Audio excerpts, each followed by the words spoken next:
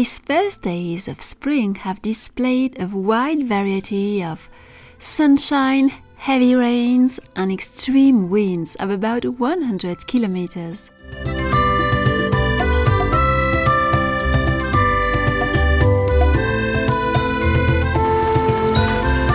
Which always make a huge dramatic sound in the fireplaces.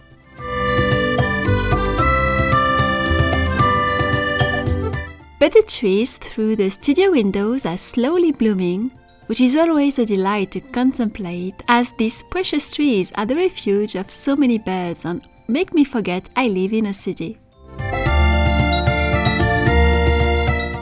I'm working these days on a big piece inspired by some medieval manuscript featuring some medieval gardens for an exhibition organized by the Centre des Monuments Nationaux, which is going to be all about gardens and will start next June. The medieval garden described and shown in medieval manuscripts is a bit special. It's a mix of imagination and reality and is connected to love and the growing and blooming of feelings.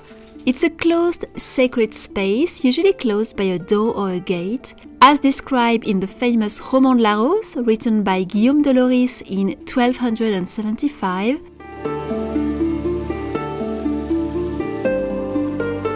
So here is my work in progress. I have to work on a medieval manuscript, making one page turn into a castle and a garden, especially a garden, with a character who is Emily in her garden, inspired by a famous poem.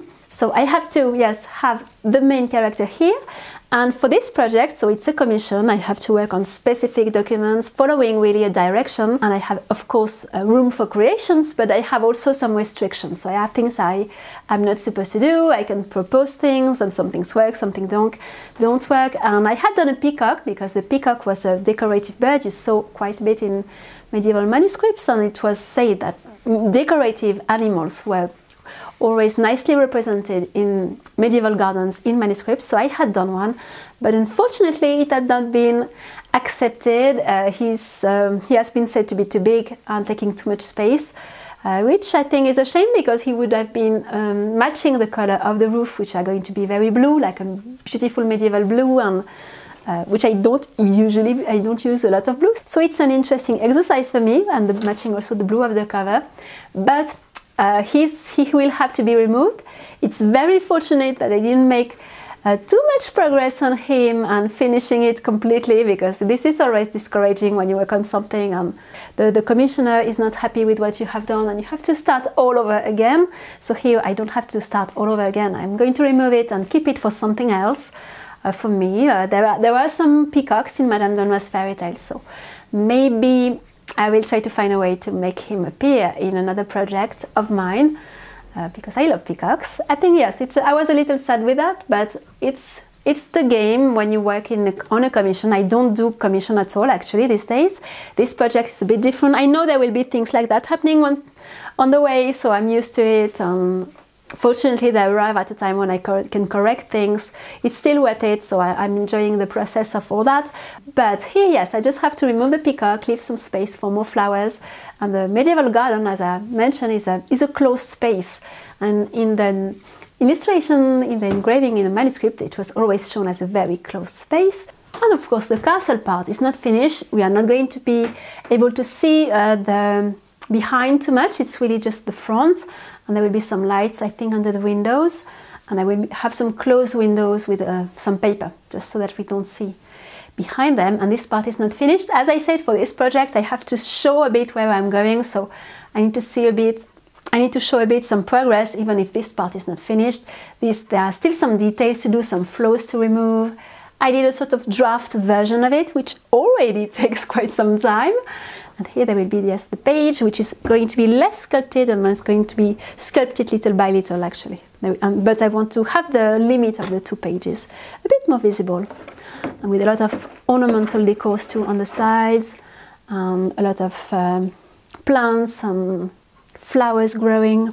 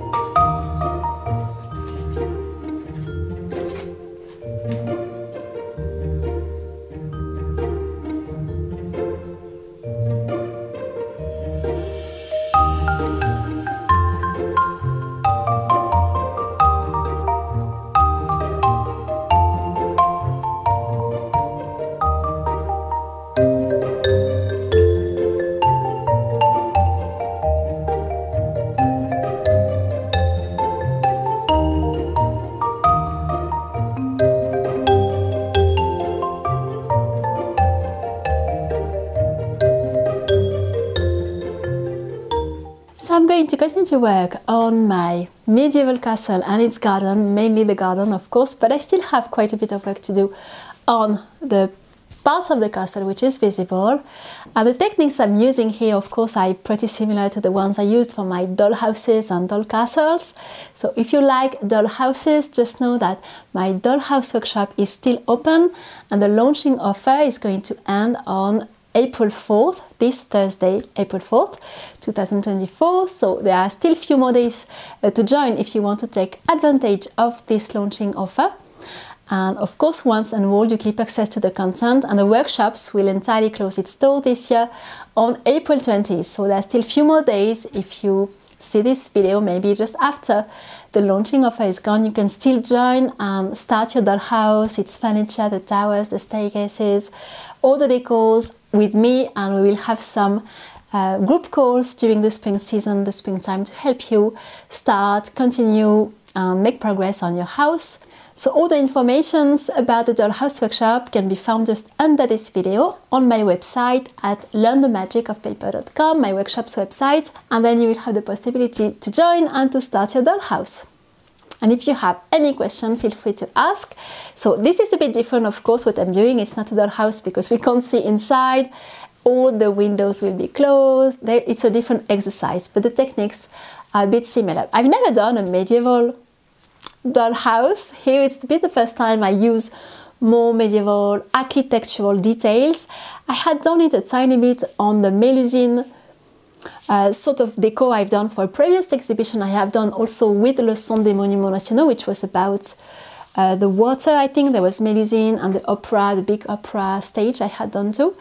But here it's a bit, yes, it's a bit different, and it's interesting to work on this medieval era, which I have studied at university, but I didn't like it very much for a long time. I was really resistant to the medieval period because it's a period you need to be extremely well read in all the Christian text and the Bible, and you need to know the characters really, really well to interpret anything, really.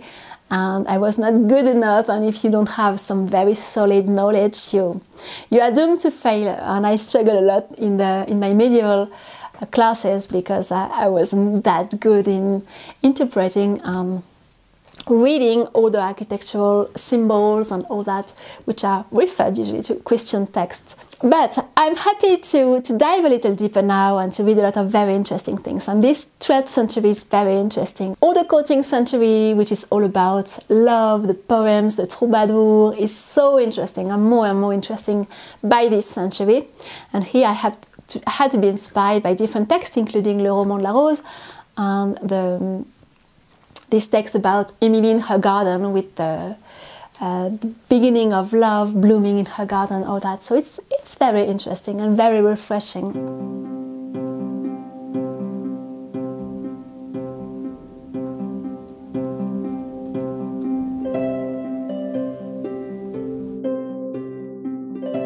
As a little change from my work in the studio, I started to work on 2 curtains for the living room, and I'm doing it both by hands and also using the sewing machine, and I hope to have them ready in a few days or max few weeks. I hope to have them totally finished by the end of April. I'm not working on them every day, but it's a fun and relaxing task, and I usually like to listen to a nice audiobook while I'm working on my curtains.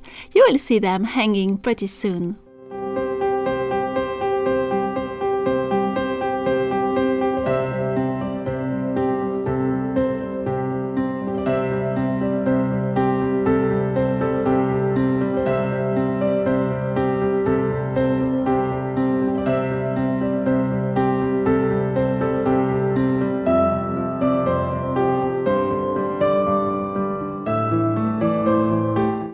Hope you are enjoying the beginning of spring.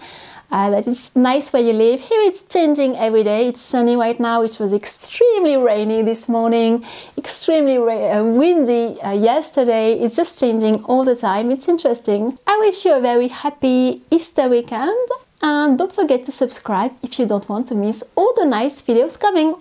Thank you very much, and I will see you very soon.